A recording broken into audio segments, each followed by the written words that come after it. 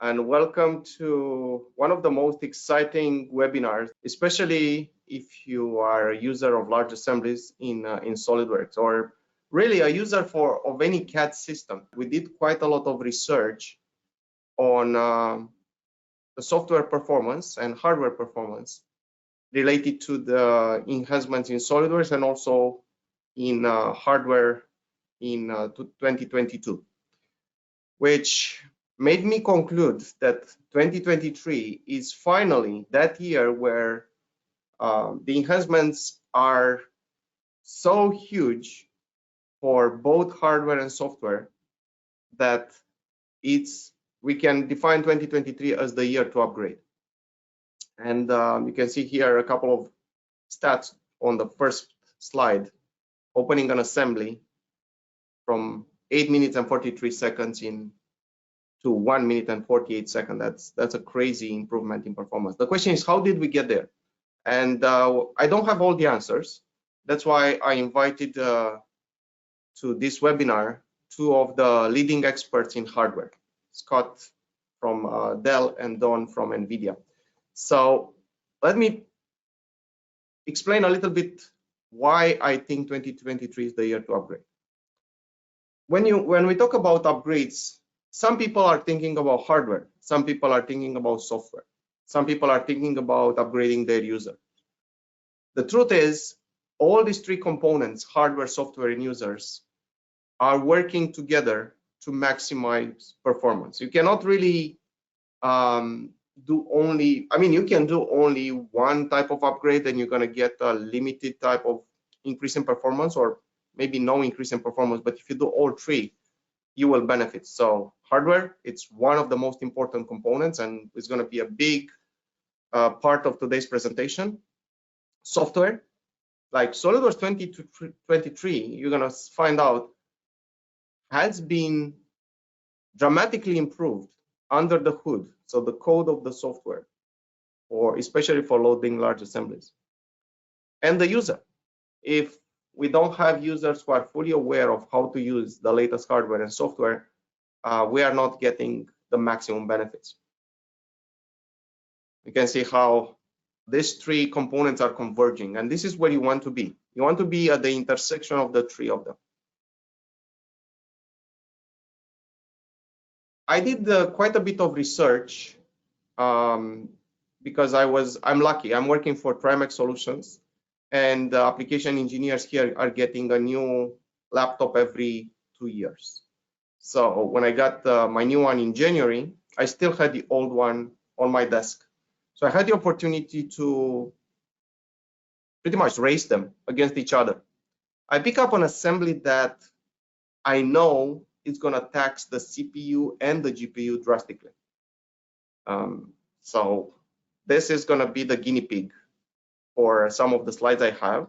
Also, my colleagues from Solid Solutions in UK and Ireland, they have done a much more extensive set of benchmarks involving not just simply opening the assemblies, but simulation, rendering, creating realistic renderings with Visualize, flow simulation, also rebuilding parts, very complex parts, and opening other type of assemblies. So we will share that information with you too. A little bit about who we are.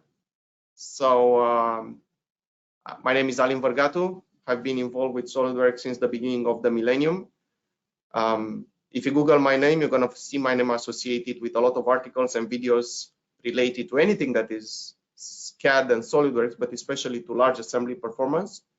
That actually is my passion. As you can see, I'm the author of the Large Assembly and Drawing Workshop, which I strongly recommend you attend so we can brainstorm together. You can feel free to use this QR code or the link on the bottom to get more information about this course.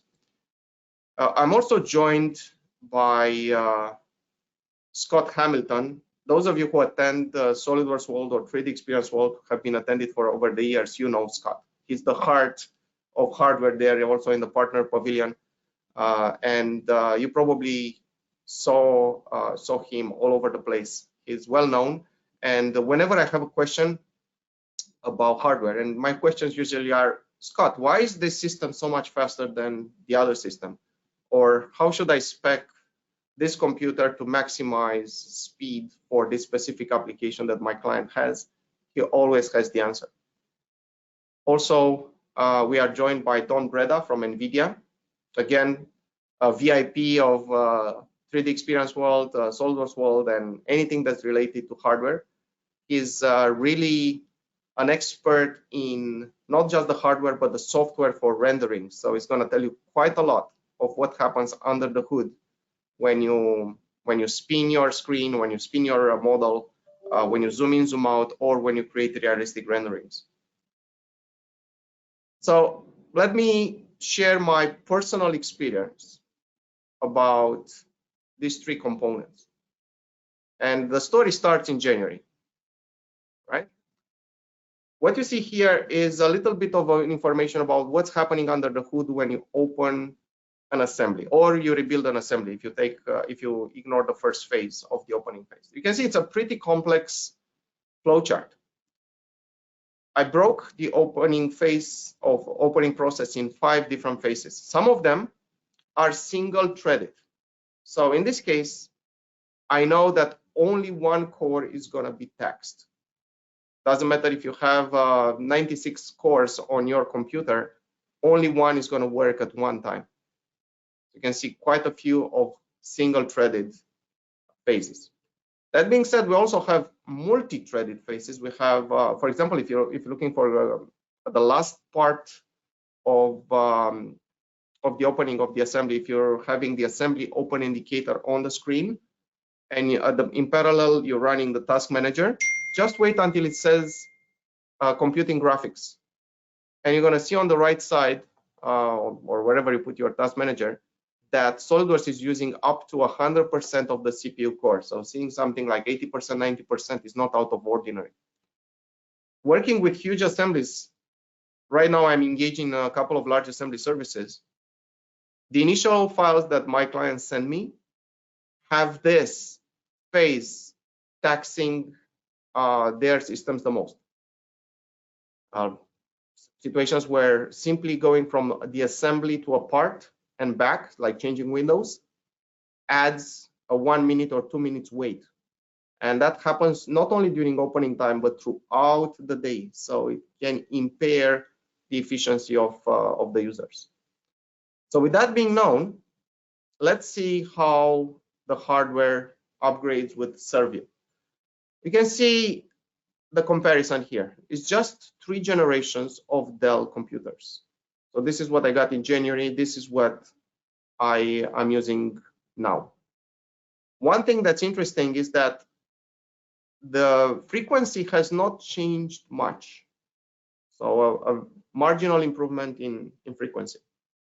The number of cores, the performance cores, it's exactly the same. One thing that the new i9s added is a number of efficient cores, which would do more lighter tasks. Okay, notice also on the video cards. So both of them are good video cards, but they are entry level. So I'm not talking about RTX 5000 here. I'm talking about the A2000.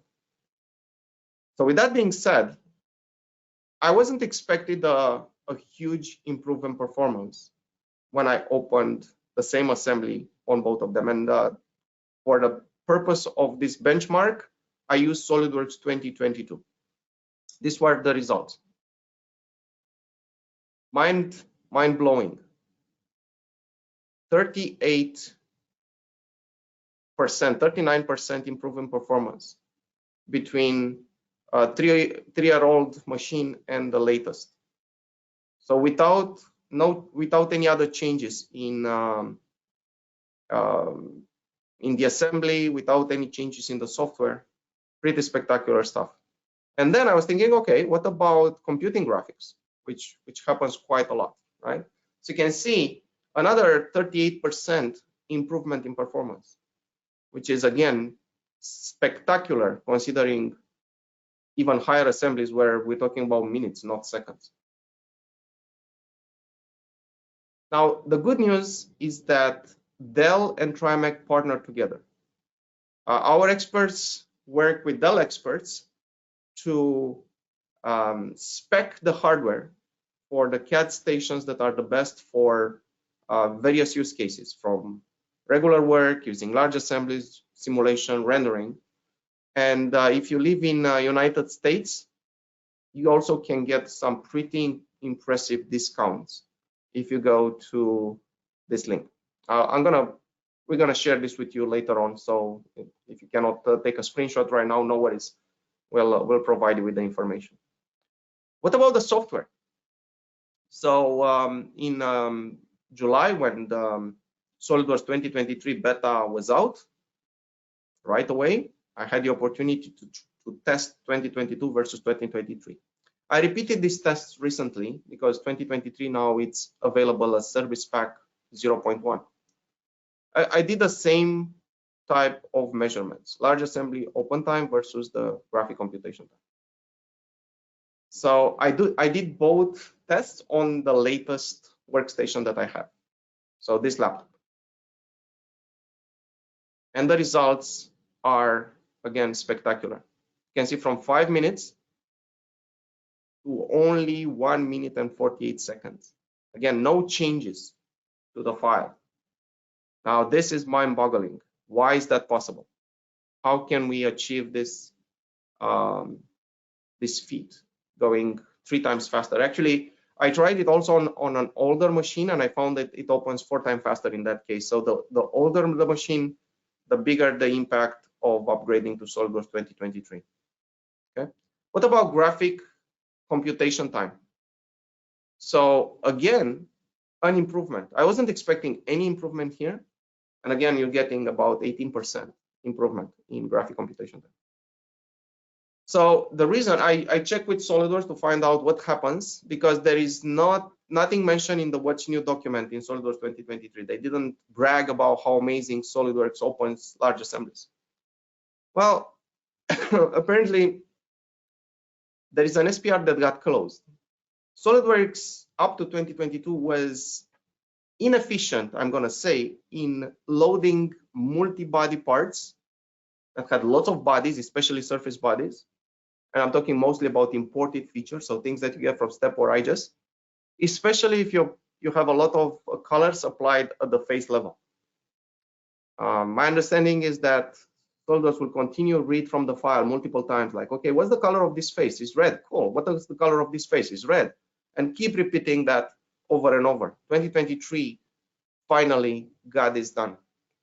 So if you work with assemblies that contain a lot of imported geometry with lots of bodies, you're going to see improvements for when you open the files, when you change configurations, when you change windows, when you apply or remove appearances. Also at the part level, when you roll back and roll forward, you're going to see faster rebuild times. Okay. And lastly, but probably equally important, or from my perspective, the most important thing, is upgrade your users. It's very important for them to know how to use the tools inside SolidWorks to get the job done the fastest way possible. A lot of people are just always open the assembly the same way, double click, open the assembly. Why? Because I needed to find a little part somewhere, or I needed to do this little change. I need to add a couple of mates or delete this part, or I need to open a drawing and change a couple of dimensions, and they wait hours and hours and hours.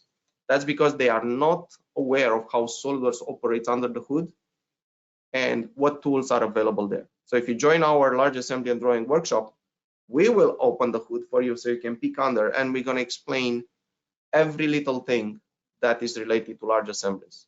We're going to go through troubleshooting techniques and solutions, and it's going to help you build best practices inside your team. This is what you're going to learn. So quite a lot of information. Again, we'll provide you with this information after this webinar. Other deliverables of this course, you're going to get access to videos. So we will record your training as you take it, and then we're going to make the videos available to you. Moreover, the videos are going to be timelined, so you can access any topic by simply clicking on the screen. You don't have to go through 16 hours of videos to find your answers. You're simply going to click, oh, what do I want? Fixing import errors, click on this button, takes you directly to that area of the course. So with that being said, now I had a lot of questions in mind. SolidWorks told me why this, upgrading the software is going to give you bigger performance, better performance. But what about upgrading the hardware? I didn't put a slide here, but one of my clients, who is a CAD admin at one of the major companies using SolidWorks, they have hundreds of SolidWorks licenses, sent me yesterday a message saying, you know, you made me curious about this improvements in hardware. So I got a sample of the latest desktop that our company is using, the brand that our company is using, and I put it on my, I place it on my table, and I open an assembly on this new one, and open also on our existing workstations. And for his, on his part, the improvement was 63% faster. And his words were 2022, and obviously 2023 is coming up, seems to be the year where the hardware had the biggest leap in performance related to CAD applications. So the question is why? I have no idea. What has changed internally? And also from the GPU, you're going to see some crazy stats related to improvements in rendering, in the spinning, the large assemblies on the screen, things like that. So again, something has happened also in the video cards. Since I don't have these answers, I invited the experts from Dell and NVIDIA to provide us with the information. So I'm going to ask Scott to take over. So, and also I want to thank you for joining us. So I wanted to talk about, you know, on the heels of what Elaine talked about with the performance, how we look at performance, how we optimize that for Dell Precision workstations. And we really consider two different types of workloads or ways of working on your computer. And those are what we call interactive and computational. And just to give you a little bit better definition of that, interactive is when you're essentially interacting with the computer. So if you're using SolidWorks and you're modeling, you're creating your part, making changes, spinning the view around, you know, which is probably a major part of your workflow, then we consider that interactive workload. And then computational tends to be more batch process, where you set something up and you tell it to run and you wait, you know, minutes or maybe even hours, depending on the complexity.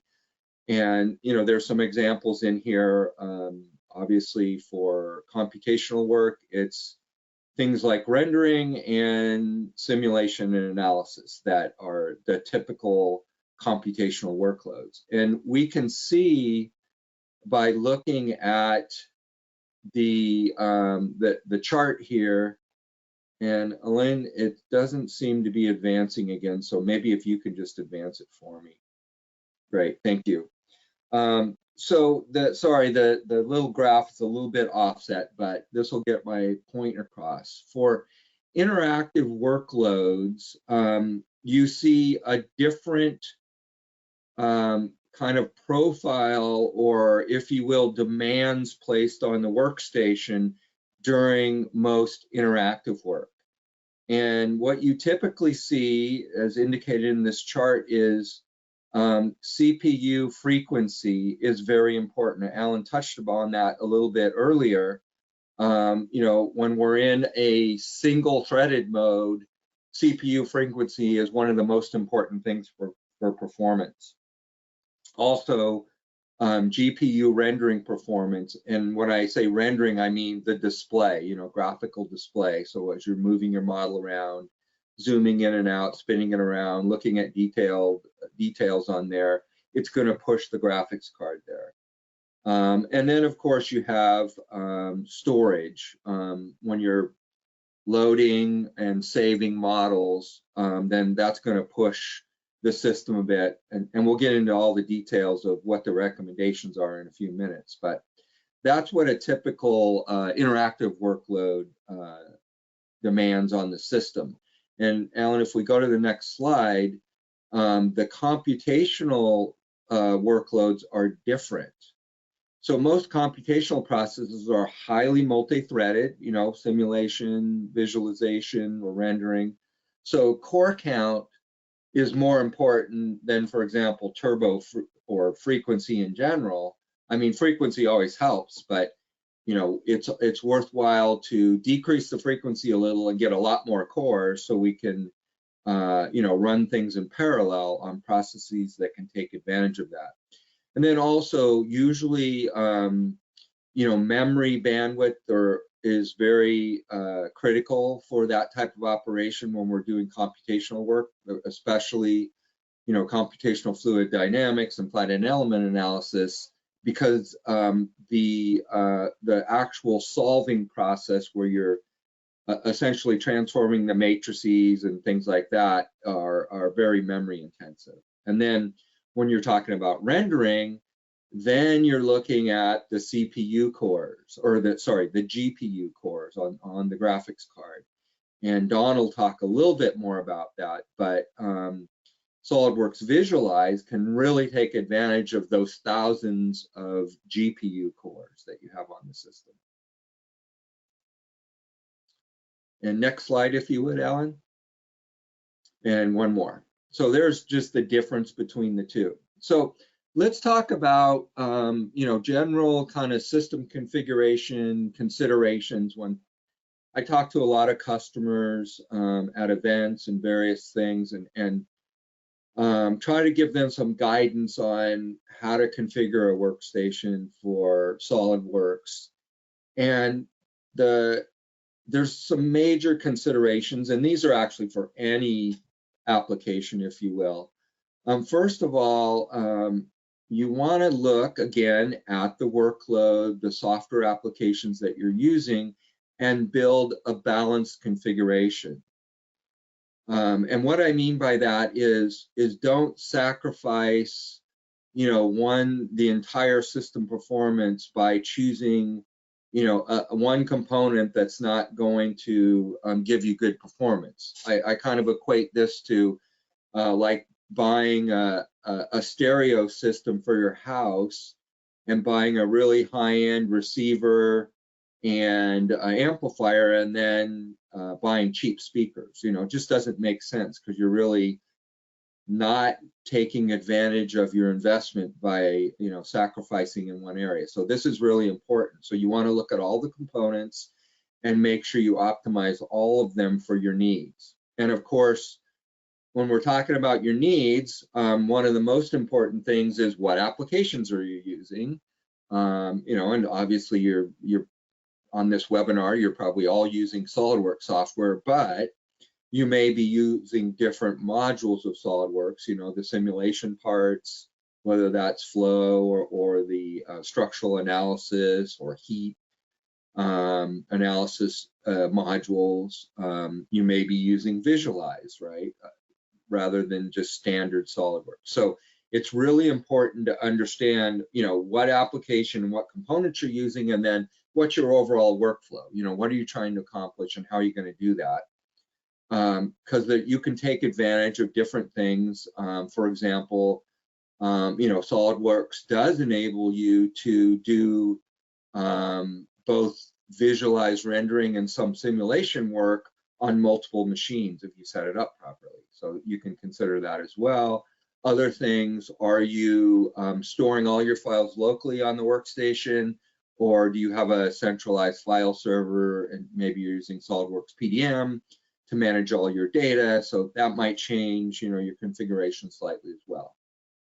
And also, you know, I typically see, you know, most engineers, they don't just use SolidWorks software alone. They may use some other, you know, applications to do specialized tasks. So, you know, consider those when you're looking at your overall configuration.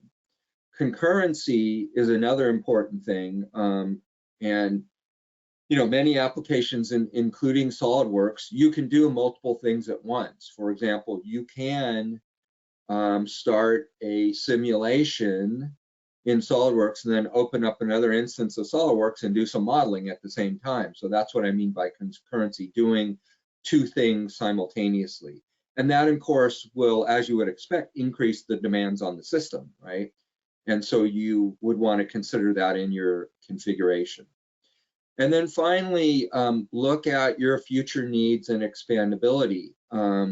So if your models are, let's say, medium sized today, and you expect them to grow in the future, or maybe, you know, in the future you expect to use, maybe you're not doing a whole lot of visualized work today, but in the future you expect to do that. So just keep that in mind when you're buying the system in two different ways.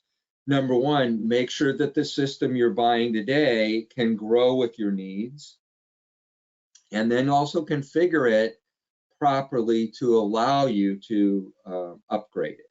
And I'll just give you a simple example. You know, let's say you know that in the future your models are going to get larger and you're going to want to add more RAM. You're trying to save money initially, but you know in the future you might want to add more RAM. So for example, in this system that we're showing, this happens to be a Dell Precision 3660, you can see it has 4 memory slots, right? Right here, and we'll get into more details there, but you know, we could populate 2 of the DIMMs to start and leave 2 open for future upgradability, right?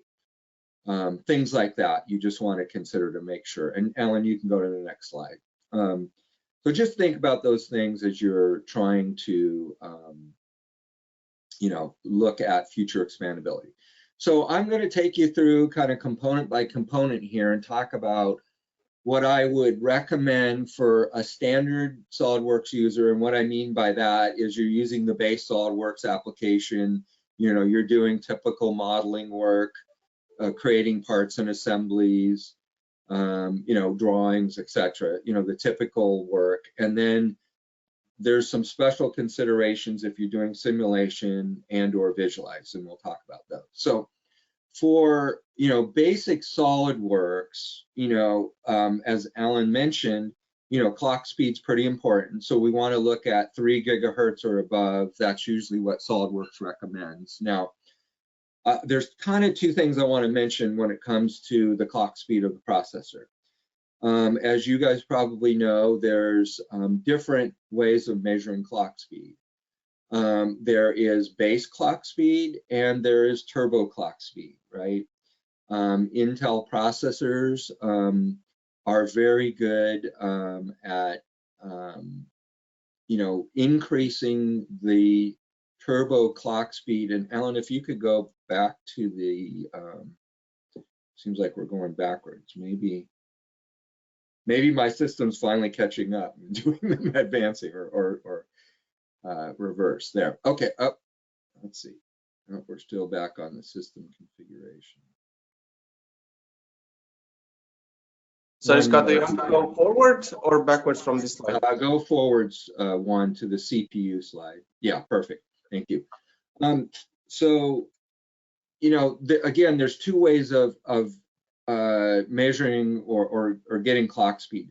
With Turbo Boost, basically what happens is, when you're using lesser cores, which, you know, in most operations in SolidWorks, you're you know, single threaded or what I would call low threaded, the Intel processor is able to increase the clock speed when you're using less cores and give you better performance. So that's a really nice thing. And then, you know, when you use more cores, like in simulation, it will slightly drop the turbo and allow you to use all the cores. So that's a really great thing about Turbo Boost on Intel processors. So, you know, really a standard user, 4 cores is fine for most things. Now, you know, if you're familiar with any modern workstations, you probably can't even buy a 4-core workstation these days. Most of them are 6 or 8 cores. So, you know, you're all set. Pretty much any Dell Precision workstation work for the standard user. Now, I'll mention one other quick thing about turbo speeds and just processes in general, and Ellen touched on this, that the new Intel CPU technology is a hybrid core system, and there's two types of cores. There's performance cores and efficiency cores. You want to look at the values for the performance cores because that's mainly what's used for SolidWorks. So just keep that in mind. And also, as Alan mentioned, and he showed in one of his slides, and he mentioned this about the clock speed really hasn't increased much. And in fact, that one slide that he showed, the clock speed, the base clock speed actually decreased by 1/10 of a gigahertz, right? And a lot of people ask me about that. They're concerned, well, why would I want to buy a slower processor, And the answer to that is, well, generally you wouldn't, but again, it's more important to look at the turbo speed, and the turbo speeds have gone up. And not only that, it's not exactly fair to compare clock speeds on different generations of processors as far as performance goes, because generally what happens is, even though the clock speed might be the same or slightly lower, Intel typically adds some efficiencies in generations of hardware, and even a lower clock speed, a nominal slightly lower, it will typically outperform the previous gen processor because they built in some efficiencies in instruction processing. So don't be concerned about those clock speeds going lower by 1/10 of a gigahertz. You're going to get better performance. So with simulation, of course, now we can take advantage of the more cores. So I recommend between 8 and 12 cores in general. What I've found from doing multiple benchmarks is that's kind of the sweet spot for SolidWorks is really about 8 cores for simulation work. I usually say between 8 and 12 because just remember when you're running a simulation, you're not just doing that simulation. There are other operations going on your computer behind the scenes, running background processes for Windows and various other things. So, I would recommend, between 8 and 12 cores. And that's the great thing about the new hybrid core technology. You'll find, typical configurations will be an 8-core performance cores, and then, 4, 6, or 8 efficiency cores. So those efficiency cores are really good for doing those background operations. And then if you really want to push the limits by doing multiple simultaneous simulations, which you can do, takes a little bit of finagling in SolidWorks to do that, then you want to consider even going beyond that, because if you're running 2 simulations simultaneously and they'll each use 8 cores at the same time, so now you want to be 16 cores plus a little for the background processes. So just keep that in mind. And then visualize is an interesting one because you don't really need generally a lot of CPU cores, although they just did add a new mode to render on the CPU. So if you're going to do that, then I would recommend more cores. But I really encourage you to focus when you're using visualize to use the GPU compute mode with NVIDIA, because you're going to be able to take advantage of thousands of GPU cores to do your rendering. And we'll talk, Dawn's probably going to talk a little bit more about how that works. So next slide, if you would, Ellen. So when it comes to RAM, this is pretty easy. I generally recommend 32 gigs of RAM for standard. Now, I will be honest with you, there's probably some users that can get away with 16 gigs of RAM if they have smaller models, but I wouldn't recommend it because chances are your models are going to get larger in the future, and RAM is very inexpensive. So I'd really recommend just start with 32 gigs, make your life easy for most operations. Now, again, if you're doing simulation work, I would recommend, considering going, probably to 64 because simulation will actually, use more memory because it has to load all of the matrices into memory to do all the solving. So usually between 32 and 64 is good for simulation, especially if you're running, multiple simulations. And then I also recommend ECC memory. Now, what is ECC memory? That stands for error code correcting. And we have another feature that we add on top of that, which is the Dell reliable memory technology.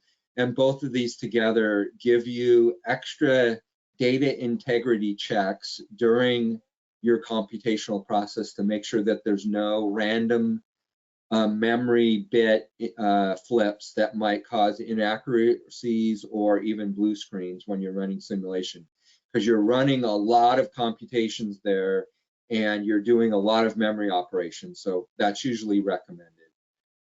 It's not 100% necessary, but I recommend it.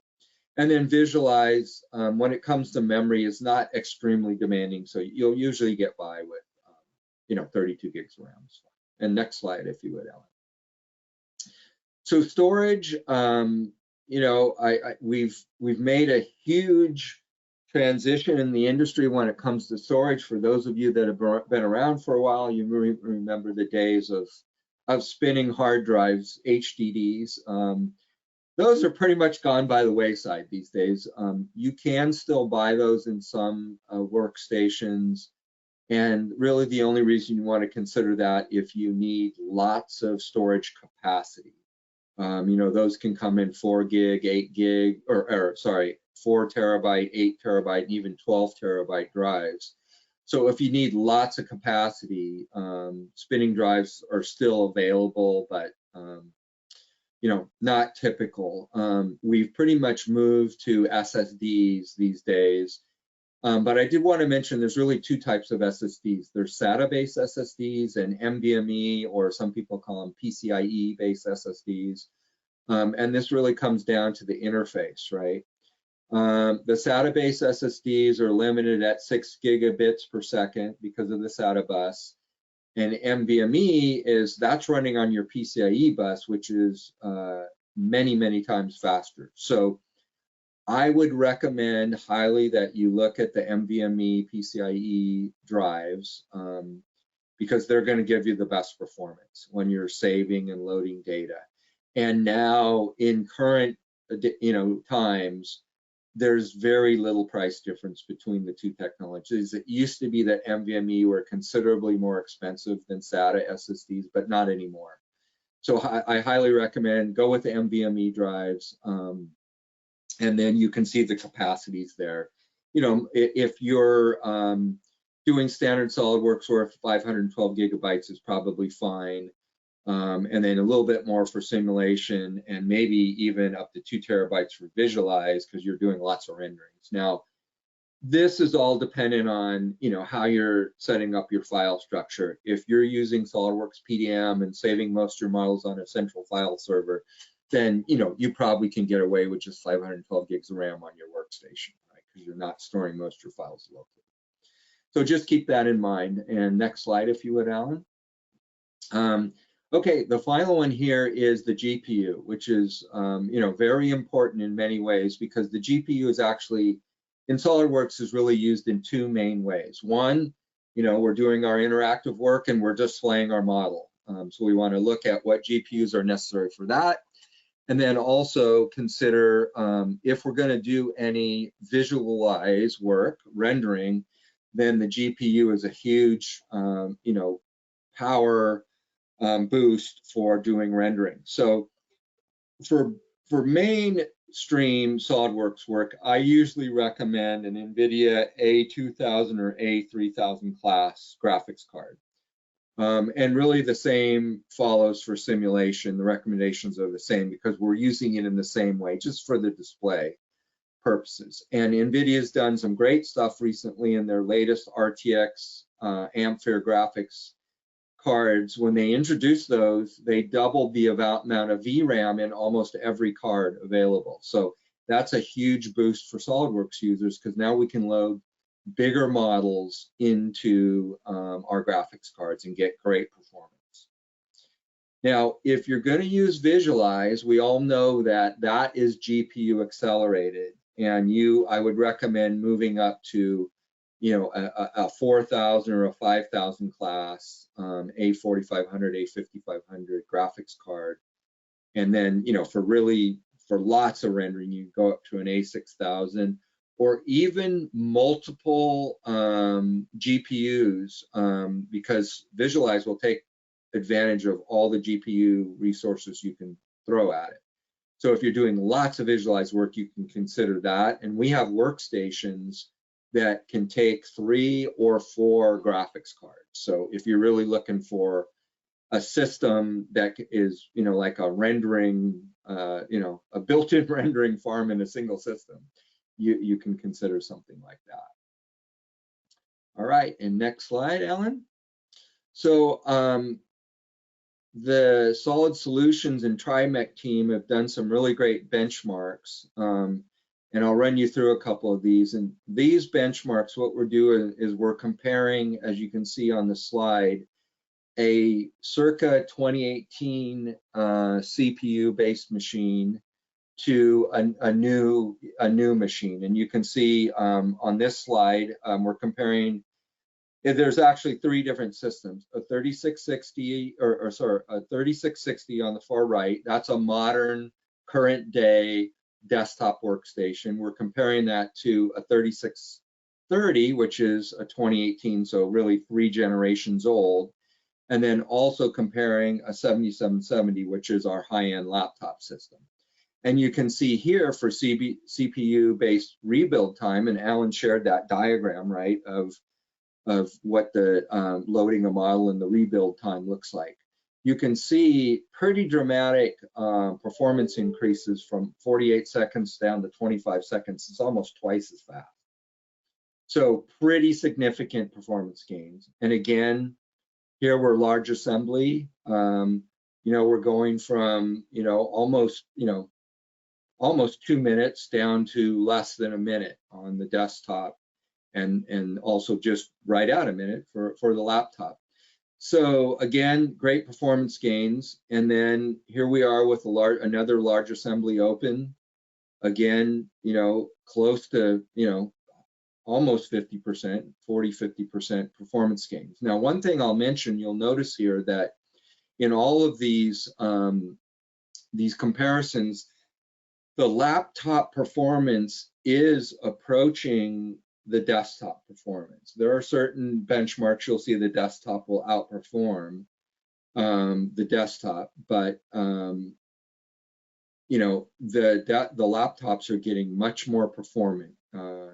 As you can see here, we've dramatically reduced the time compared to the older machine, but the laptop has very good performance compared to even the modern desktop. But the desktop's always going to be faster, but laptops are pretty good these days. We've invested a lot in increasing the performance of those, because we know in today's world, a lot of people are moving to laptop systems for various reasons. So, great performance to see across the board.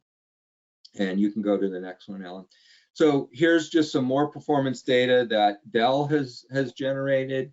We ran the spec benchmarks here for SolidWorks, and this is comparing just laptop to laptop. So 7770 versus 7760. This is one generation.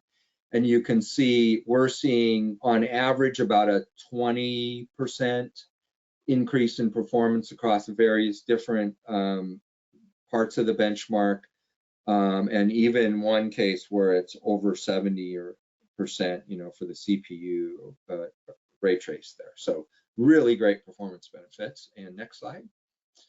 And again, this is comparing some desktop machines as well. So great performance again. And Alan, if you could just advance there. So this is the Dell product line. I just wanted to quickly mention what it looks like. So we offer 3 different types of systems: mobile, tower, and rack. And we offer them in 3 different series: 3000, 5000, and 7000. So really the sweet spot, and we have specific recommendations that we have for SolidWorks that we've co-developed with TriMech, and it's on their pages and the Dell Expert Network page. We'll share the link with that with you. But I just wanted to mention, so 5000 series mobiles are a really good sweet spot for SolidWorks users, if you need more simulation analysis, maybe 7000 series mobiles are really good. And then the 3000 series towers are really good for SolidWorks as well. I will mention really quickly the rack workstations. Those are kind of unique. And really what those are all about, those are workstations. They're very similar to the tower systems with similar, numbers. But those are designed to be put on a rack in a data center, and then you can access those remotely. So that removes the space, the heat, and the noise out of your working environment, but you can connect to it remotely using like a TCP over IP technology like Teradici, and it'll seem like your workstation sitting right there at your desk. So that's kind of a neat little feature if you want to consider that. And next slide, Alan. So I have just quickly a couple of links in here. We'll share these with you, of course, just with more information that you might want to reference. I won't go through all these in detail, but I would encourage you to take a look at these, and there's lots of great information there. And next slide, and I believe we are ready to transition to Mr. Don Breda from NVIDIA. Thanks, Scott. Thanks, Alan. Hi, everyone. As Scott said and Alan mentioned at the beginning, my name is Don Breda, and I manage NVIDIA's strategic partnership with SolidWorks, along with many other software vendors in the manufacturing and architectural industries. We really appreciate your time here with us this morning, and if you give me about 10 or 12 minutes, I'll go through the NVIDIA portion of this, this presentation. I'll bring myself up here. Hi, everybody. Let's see if I can get these to advance properly. All right, looks good. So as you probably already know, and as Scott mentioned earlier, your GPU choice is really important when running SolidWorks. It makes a huge difference in the responsiveness of the software and determines how smoothly you can manipulate your model with spins, pans, and zooms. A good card is particularly important when dealing with more complex models and can really improve your day-to-day productivity and positive experience with SolidWorks. So why are NVIDIA GPUs so much better for your SolidWorks workflows? Well, the NVIDIA RTX platform is the most advanced visual computing platform available. And over the past couple of years, NVIDIA has expanded the availability of RTX technology for professional customers, from desktops to laptops to the data center, into the cloud and embedded devices. The platform enables customers to take advantage of cutting-edge technologies such as GPU-accelerated rendering, simulation, data science, and compute. And the RTX platform supports virtualization of powerful virtual workstations, along with the ability to provide, kind of compelling extended reality experiences through VR and AR. Let's see, if I hit down, does this advance? There we go. So the GPU has become an essential engine that drives all these workloads. Each new architecture of our GPU has improved on performance, efficiency, and capabilities to drive more advanced workloads and to raise the bar for graphics and computing. So some of you may be familiar with the Turing architecture that we released several years ago. This was a huge leap forward for computer graphics. Turing is what introduced the NVIDIA RTX technology for the first time, bringing real-time ray tracing powered by NVIDIA RT cores and AI acceleration powered by Tensor cores to professionals, which opened a whole world of photoreal graphics and AI-enhanced productivity, and I'll get into what those do a little bit later. Then with the launch of the NVIDIA Ampere architecture, we made yet another leap. We basically took the advancements that we made with Turing and we doubled the throughput of our RTX technology. So as a result, the performance has been amplified to a new level, providing greater productivity and creative freedom than ever. Let's take a look at a few of the key technologies that make this possible. Oh, too far. There we go. So as I mentioned, NVIDIA fundamentally changed computer graphics with the introduction of RTX technology in 2018, bringing the power of real-time ray tracing, accelerated AI, and advanced graphics and computing technology to the desktop for the first time. NVIDIA next introduced the second generation of RTX technology with Ampere, and Ampere provides basically second generation RT cores to deliver up to twice the throughput of the previous generation hardware, giving you even more speed to interact and design with ray trace scenes or explore even bigger ideas. And third generation Tensor cores, our first generation of these was actually in the Volta architecture, second was Turing, and now the third generation Ampere, which accelerate AI-based tasks. And that's whether you're working with AI features in creative applications like AI denoising and visualize, deep learning super sampling, or more traditional deep learning training and inferencing work that you may be doing besides your SOLIDWORKS work. And up to 2 times the single precision compute performance with our latest generation of streaming multiprocessor, or CUDA cores. These are the cores that you're familiar with on the previous generations of GPUs that are really used to calculate, to run shaders and calculate pixel colors on the screen. So what do these different types of GPU processing cores mean to you as the SOLIDWORKS user? It means you can work on large assemblies with full fidelity graphics without interruption and get your photorealistic images and animations faster than ever before. Let's take a look at that.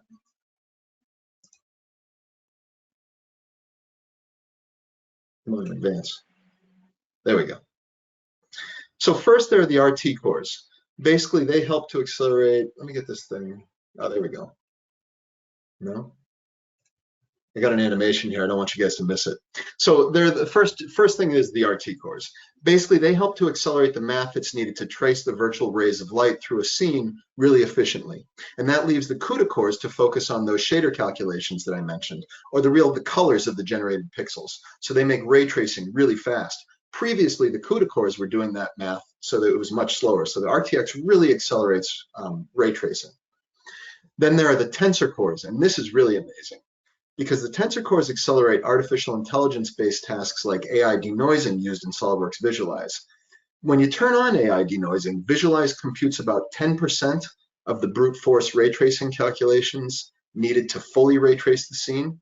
And then AI denoising will instantly finish the job and provide you with an incredibly close approximation to what the final and fully converged image would look like if you did the brute force the whole way through. So this allows you to iterate on your designs based on your ray traced results, because you can get very near to the final ray traced image in 1/10 of the time of that brute force ray tracing. And Visualize is one of the first product design focused visualization tools to harness the power of the GPU. It's also one of the first to add support for NVIDIA RTX and supports multiple GPUs, as Scott mentioned. SOLIDWORKS Visualize is built upon NVIDIA Iray technology, and Iray takes full advantage of all the streaming multiprocessors that are available on your card, the RT cores and the tensor cores, to get the best performance with NVIDIA RTX GPUs and their optimized drivers in Visualize. In Visualize, you may have heard that SOLIDWORKS Visualize in 2023 is adding the ability to render in Dassault Systèmes Stellar, which is built upon NVIDIA Optics. Why does NVIDIA have 2 different ways to build a ray-traced application? Well, basically, Iray is a higher-level software development kit, and Optics is a lower-level application programming interface. And Iray allows you to build a ray-tracing application more quickly, but Optics allows you to build a ray-tracing application with more direct control. And but really, don't worry either way. Both are tuned so that you'll get the absolute best performance with either one of them with NVIDIA RTX GPUs.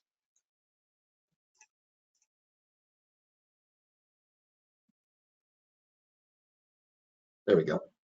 So SOLIDWORKS takes full advantage of NVIDIA RTX to speed up your product design workflows.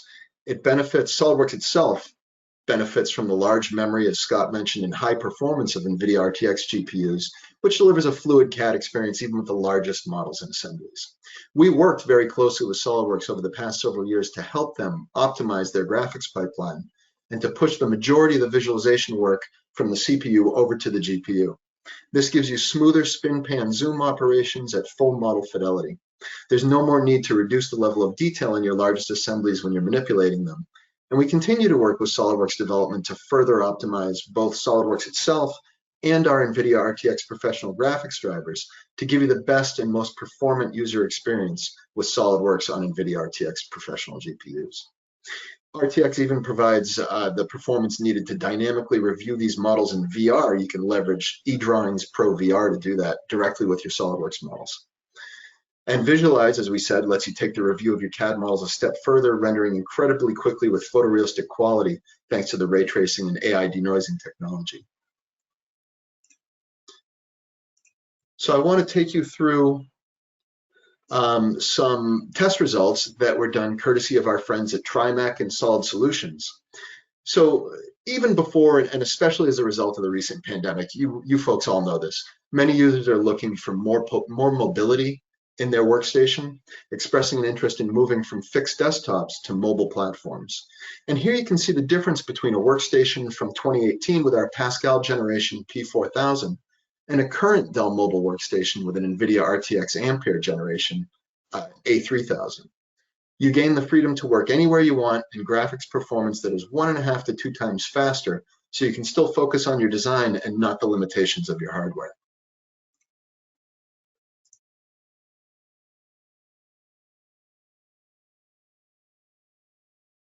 So moving to the Nemo submarine model, moving from the Nemo submarine model to the much more complex Canada, France, Hawaii telescope model, we continue to see 1.5 times better graphics performance, going from that 2018 desktop with the Quadro P4000 to the current Dell mobile workstation with the NVIDIA RTX A3000. You can have that freedom and improve performance too, even on huge assemblies. So Solid Solutions tested some other graphics cards from the Ampere range and found around 40 frames per second with both the A4500 in the 7770 mobile and the A4000 in the 3660 desktop workstation. And at the upper end, they found 70 frames per second with the top of the line configuration of NVIDIA RTX A6000 and Dell's 7865 desktop. These are really impressive results, especially considering the size and complexity of the CFH telescope dataset. Ultimately, the takeaway here is this. So for core CAD work, that's core CAD work, you'll get the most benefit from your higher end NVIDIA graphics cards when you're dealing with complex data sets. So if you work in complex data sets, go for those higher end cards. These cards continue to deliver an extremely responsive experience, even with the complexity of the data set goes up.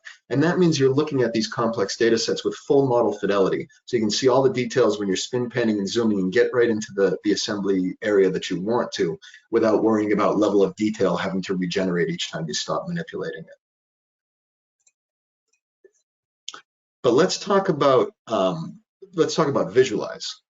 So the tests on SOLIDWORKS Visualize that were conducted by TriMech and Solid Solutions show this. This is where you really see the biggest leaps in performance.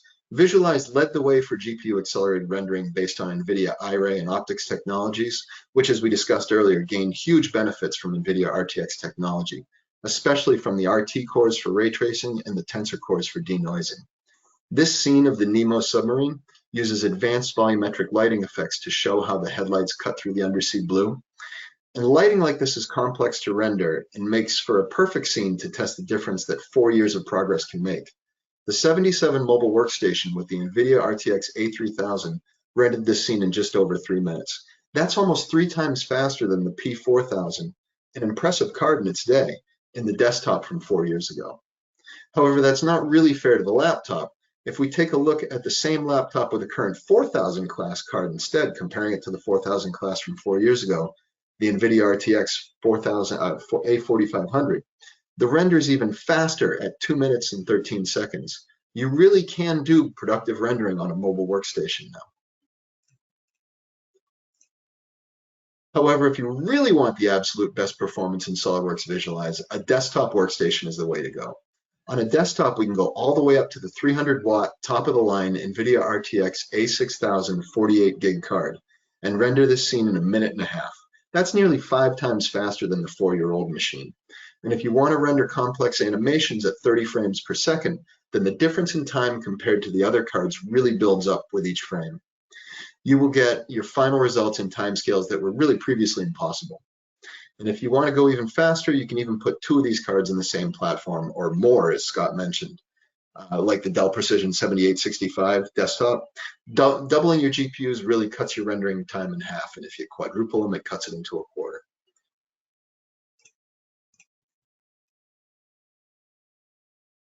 So to recap, whether you're looking into an RTX powered laptop, desktop, or virtual workstation, all are really great choices to take your work to the next level.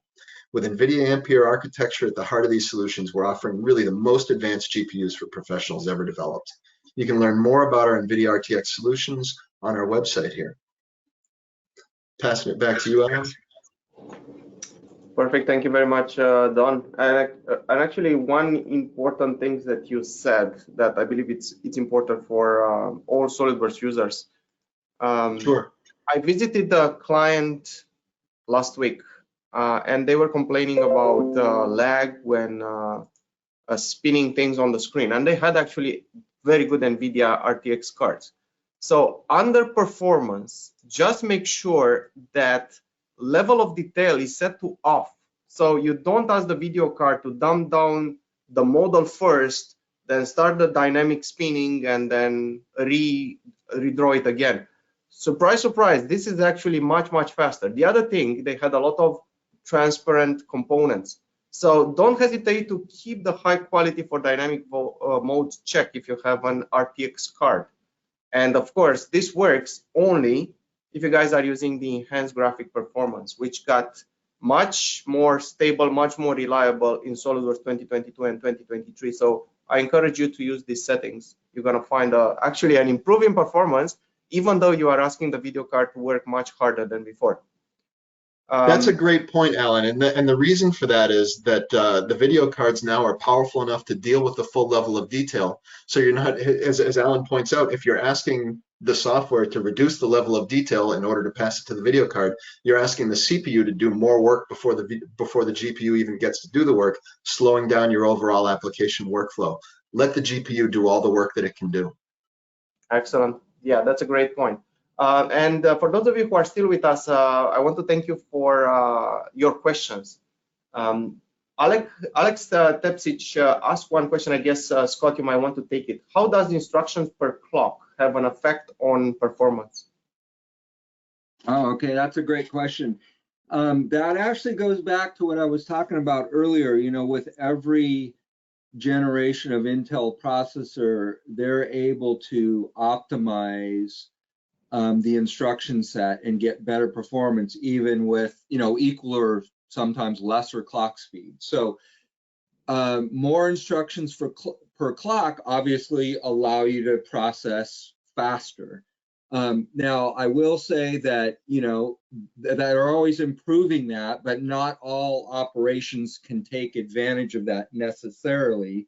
There's a lot of interdependencies on whether you can do, you know, how you actually linearize the instructions. Some of them have to be done in parallel, some of them have to be done sequential. But in general, it will increase performance, and that's why you're seeing generational performance increases with equal or lesser clock speeds. Perfect. Thank you very much. Also, we have with us one of the most famous CAD bloggers in the world, Ralph Grabowski. And one of the questions he asked, I think you answered it, Don.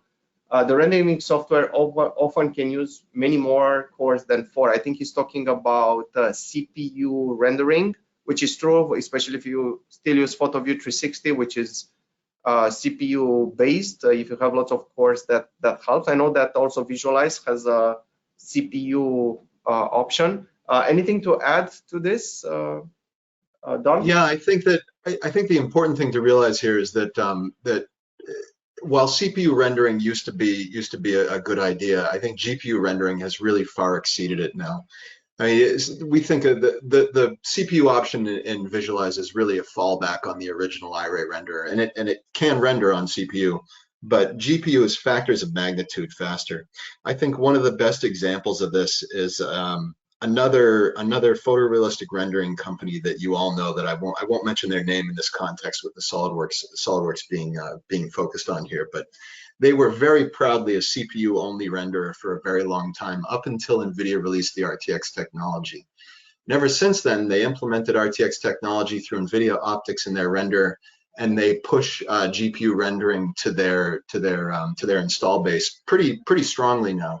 And it's really because they get an actual factor of magnitude. They have a benchmark tool available on their website, and if you run it, you'll see that an NVIDIA A6000 is somewhere like 90 times faster than their base CPU comparison. So really, if you want to get your rendering done in a reasonable time frame, run it on a good GPU. You'll have a much better experience. Yeah, excellent. Especially considering that you can install Visualize as a standalone on a machine, so you don't have to install it on the same computer on which you have SolidWorks. You can dedicate workstations for that. And for those of most of you should have licenses for Visualize. It comes with what, Professional and what's the other one? Premium. Both of them come with Visualize licenses. Yeah, and you don't tie up a SolidWorks CAD license while you're running it. That's absolutely correct. And for those of you PhotoView 360 lovers, you probably have heard the I'm not sure if they're bad news, but in SolidWorks 2024, PhotoView 360 is no longer going to be included with the software, so Visualize becomes the only rendering solution for SolidWorks. By the way, if you need training on that, we have a training course starting soon on December 19th. 2 days of Visualize. I'm going to be a student in the training. I want to get up to speed on the latest and greatest in the software. One more question for Scott, and actually that is coming from me. No more Xeons in the Dell lineup. What's going on there? Can i9s actually? That's a good question. Well, we still have Xeons. Those are on our higher end workstations, the towers and the racks. And many of you may have heard that, Intel has launched or is launching very soon a new Xeon technology called Sapphire Rapids, which is going to, give us some additional performance. But if you remember that chart that I shared, kind of the product look view, family view, all the mobiles now are Core i. There's no Xeons on the mobile systems anymore because of just the performance that you can get with Core i systems. And also there's been some features that they've brought down on from Xeon into Core i technology that really that's all you need for mobiles. The 3000 series products that you see are there on the left, those are all Core i Intel processors. Now the 5000 and 7000 series products that you see there on the lower right, those will continue to have Xeon processors. And then even we just added recently this 7865, which is an AMD based processor. So that's a new entry into the product, the Threadripper. So that's a really great product that we just recently introduced. So Xeons still continue to be there, but those are for really higher end things when you're doing lots of computational work. That's where the Xeon really comes in. Yeah, my understanding from my colleagues from Solid Solutions is that the new i9s, the 12th generation, can work with ECC memory. Is that correct? That is correct, yes. And that's one of the major features that they brought down from Xeon. That used to be exclusive to Xeon, but not the case anymore. Okay. Another question for you, Scott, from Ralph. Is there a benefit to getting a smaller solid state drive, like half a terabyte, other than cost? I guess he's wondering if it's a smaller capacity, if it's faster actually to find. Yeah, I think that's the root of the question. Well, I would say in general, no, there's no real other benefit than the cost. I mean, the different SSDs will have, slightly different read and write performance based on the size and the brand, of course. And Dell uses exclusively premium brand SSDs, so they're all very similar. You might see some slight differences in performance by changing the size, but it's really pretty negligible. Perfect. Thank you, Scott. And Ralph, if you have follow-up questions, you can reach us to us, and we can put you in touch with Scott directly. Or I'm pretty sure you have his email address anyway. One more question from Chris McAuliffe. How do we get SolidWorks to use the NVIDIA card exclusively instead of Intel built into the motherboard? So I guess, Don, you might want to take this one. I saw this question, Ellen, and I don't know the answer to that. I've heard this mentioned before. I was actually hoping you might know specifically in we actually wrote an article on that. So Chris, I'll send you an email with the article about how to do that. I found out though, the latest Dells, if you are using a Dell laptop with a dual video card, is actually faster if you leave both video cards active. The Dell Optimizer, if you set it up in such a way that is gonna be set up for a SolidWorks profile, is gonna be able to use them the most efficient way possible. You might actually want the Intel to do some stuff maybe on the secondary screen and leave the NVIDIA to work 100% on the SolidWorks. Maybe Scott can give us some Yeah, ideas. I can add a little bit to that. So in most cases, Alan is correct. You just want to leave the two graphics cards, the integrated Intel and the NVIDIA card, active. And basically, if you go into the NVIDIA control panel, you can set up which graphics card has a preference. And you can do it in a global fashion, or you can do it by application, as Alan's showing there. Yeah, so what you want to do is make sure that you set the NVIDIA card, the high performance NVIDIA processor, as preferred. And what this will do is wherever there's, the graphics is being pushed, it will use the NVIDIA card, okay? Now, a couple of subtleties here. So just go in there, yeah, just like Alan's showing there, either set it up for SolidWorks or just set it up globally, make the NVIDIA card the high performance choice, yes. Now, there are a couple things here, and it's really important for mobile systems. Number one, the way many of our mobile systems, and this causes some confusion amongst users, are architected is that even though you're using the NVIDIA graphics to do most of your work, the signal, the video signal itself, has to run through the integrated graphics to get to your internal or external display. So some people ask me, well, why in the performance monitor, Alan, if you click on performance, the performance tab there in the task manager, if you look at that, you'll see you have Intel GPU 0 and NVIDIA GPU 1. Some people will say, well, why is it, and you're seeing it exactly in this case, why is it using the Intel GPU, right? And the reason is because the video signal needs to go through the Intel GPU, and it is using it, so you should always see that. Now, and then they'll look at it and say, well, the NVIDIA GPUs really only be using a little bit. Just remember those numbers you won't want to compare them to each other, and those are relative to the capability of the card. So the NVIDIA GPU is so powerful, it's not unusual to see that percentage, which is utilization, be lower than the Intel card because it's not as capable, right? So just imagine, if you're doing the same thing on each one of those GPUs, the Intel is always going to be higher because its capabilities are a lot less. So that can be a little bit confusing to some people. But trust me, if you open up SolidWorks with a big model and start spinning it around, or you use Visualize, you'll see the NVIDIA GPU, the percentage will go dramatically up. Now, one other caveat here that I'll mention. On our higher end systems, the 7000 series, mobile systems, you can go into the BIOS and you can turn off the integrated GPU if you really want to.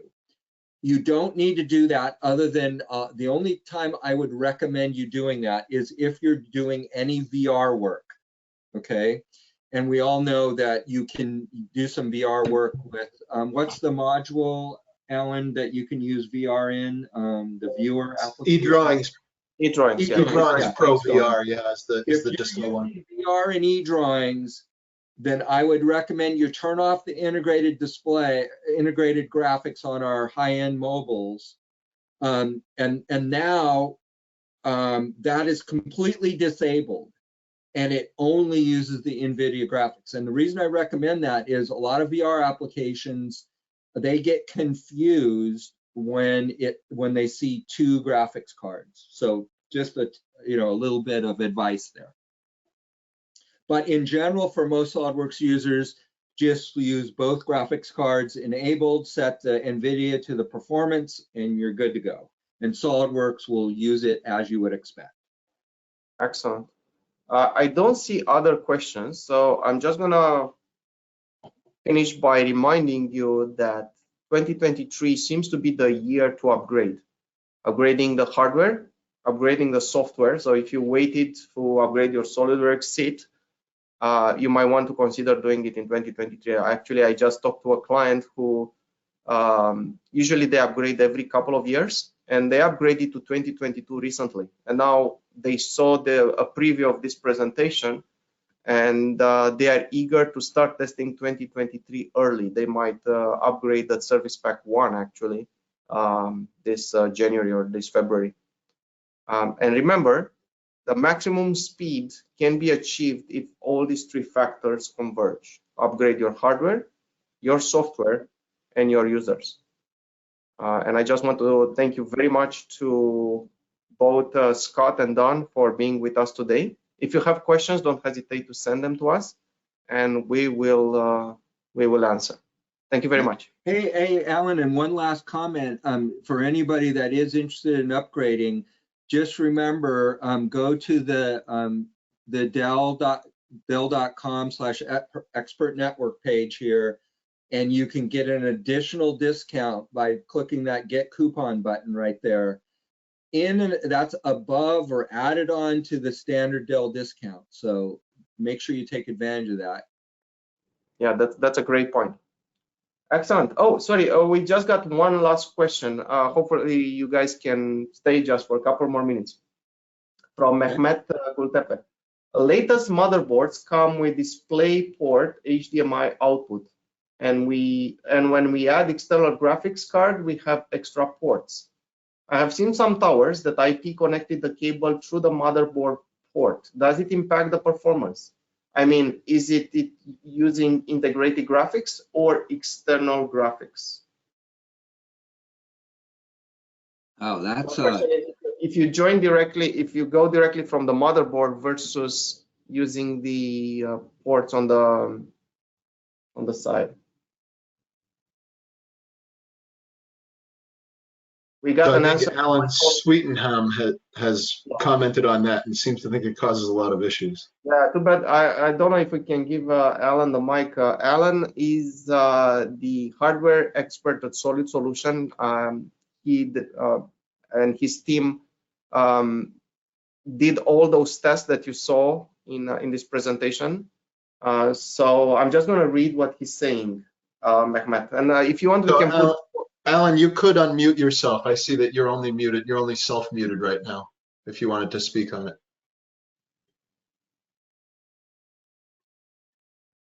So, Paige, I'm not sure if we can get Alan to... I've done it, yeah. Yeah. Yeah, so it's quite a common one on our support line, actually. So, yeah, the ports near the top of the system, that's the onboard graphics, so it will only use the Intel. If you plug it into the dedicated ports on the graphics card, then you'll get the full performance of the NVIDIA card. You'll get real view graphics and all the acceleration you'd expect. Ah, good to know.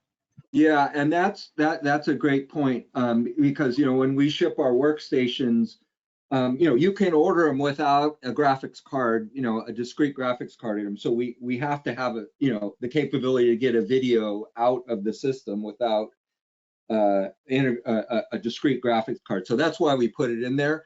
But we only recommend you use that it's really more for diagnostic purposes. If something goes wrong with the system, you can use that port. But in general, yeah, you want to plug right into the graphics card because again, that's for best performance. Yeah, don't order your system without a graphics card. Geez. No.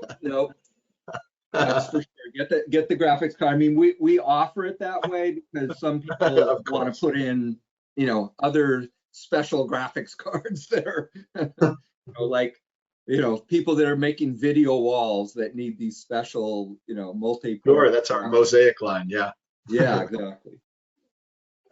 Excellent. I don't see any other questions, so again, thank you very much for joining us today. Happy holidays to everybody, and upgrade your software, hardware, and the users in the new year. Bye.